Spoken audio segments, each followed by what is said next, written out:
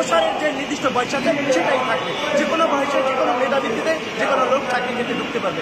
আরও আমার দাবি রয়েছে, যেমন এই 5ই আগস্টে যে স্বাধীনতা অর্জন করেছি আমরা, এই স্বাধীনতা অর্জনের ক্ষেত্রে যারা জীবন দিয়েছে, আমাদের শহীদ ভাই প্রথম আবু সাইদ দিয়েছে, এদের স্মরণে আমি বলতে চাই যে আমাদের এখন অন্তর্বর্তীকালীন সরকার হচ্ছে নোবেল বিজয়ী ডক্টর ইউনূস। তিনি আমাদের অহংকার, তিনি আমাদের এই দেশের অহংকার। তাই আমি বলবো, নোবেল পুরস্কারের ন্যায় বাংলাদেশেও একটি ছাত্রজনতা পুরস্কার ব্যবস্থা চালু করতে হবে, সেটা 5 তারিখ আমরা তাদের স্মরণে সেই ব্যবস্থাটা চালু করবো। আরও দাবি রয়েছে, আপনারা দেখতে পাচ্ছেন যে 12টা দাবি রয়েছে। এর মধ্যে রয়েছে এই 5ই আগস্ট যারা আহত হয়েছে, নিহত হয়েছে, তাদের সকল পরিবারকে একটি চাকরি দিতে হবে এবং তাদের পরিবারকে অর্থনৈতিক সাপোর্ট দিতে হবে। যারা এই দেশকে সংস্কার করার জন্য, দেশ স্বাধীন করার জন্য জীবন দিয়ে গেছে, তারা আমাদের ভাই। তাদের জন্য আমরা যদি কিছু করতে পারি এবং ভবিষ্যতের জন্য তাদেরকে মানুষ স্মরণ রাখে, বাংলার মানুষ স্মরণ রাখে, তার জন্য তার ফ্যামিলিকে সাপোর্ট দিতে হবে। দেখা যাচ্ছে একজন ফ্যামিলিতে তার যে মারা গেছে সেই ছিল আইকন ব্যক্তি, তাই তার মারা যেয়ে তার আয় অর্থোপার্জনের ব্যক্তিটাই ধ্বংস হয়ে গেছে। তাই আমি চাই ওই ফ্যামিলিটাকে সাপোর্ট দিয়ে সারা জীবনের ন্যায় তাকে এই নূতন মুক্তিযুদ্ধের দেশ হিসেবে তাকে সাপোর্ট দেওয়া উচিত।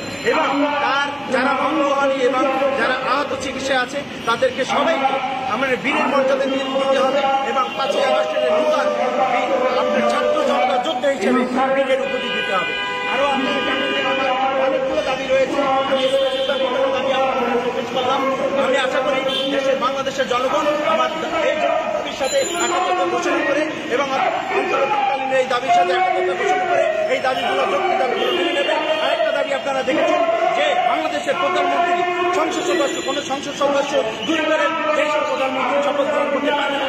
কারণ দেখেন আপনি বিগত বছরে কোনো প্রধানমন্ত্রী 5 বার, 7 বার, 4 বার প্রধানমন্ত্রী হয়েছে। এর জন্য দেশে অরাজকতা সরকার হয়েছে। এক সরকার বারবার ক্ষমতা গেলে দেশের যে রাষ্ট্রযন্ত্র যে দিকটা সেটা ধ্বংস হয়ে যায়, নৈরাজ্যবাদী রাষ্ট্র হিসেবে পরিচিত করতে চাই। তাই আমি বলবো, কোনো সংসদ সদস্য প্রধানমন্ত্রীর পদে 2 বারের বেশি শপথ গ্রহণ করতে পারবে না।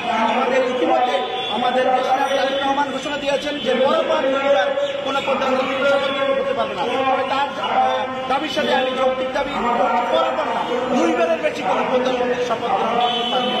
এটা হচ্ছে আমার দাবি। ঠিক আছে, আপনাদের সবাইকে ধন্যবাদ মিডিয়া কর্তৃপক্ষকে আমার এই বক্তব্য বাংলার মানুষের এবং আপনাদেরকে আন্তরিক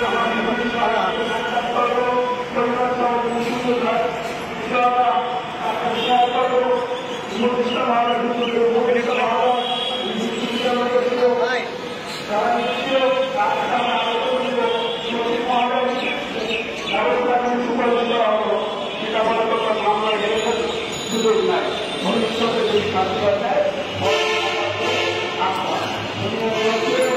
আওয়ামী সরকারের